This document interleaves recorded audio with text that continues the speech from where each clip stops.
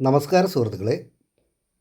ഈ വീട് കോട്ടയം ജില്ലയിൽ ചേർപ്പുങ്കൽ നിന്ന് കിടങ്ങൂർ പോകുന്ന വഴിക്ക് ചെമ്പ്ലാവ് എന്ന് പറയുന്ന ഏരിയയിലാണ് ഈ വീട് സ്ഥിതി ചെയ്യുന്നത്. ഈ വീടിന് 9 സെൻറ്റ് സ്ഥലമാണുള്ളത്. 9 സെൻറ്റ് സ്ഥലവും 3 ബെഡ്റൂമുള്ള നല്ല അടിപൊളി ഒരു വീടാണിത്.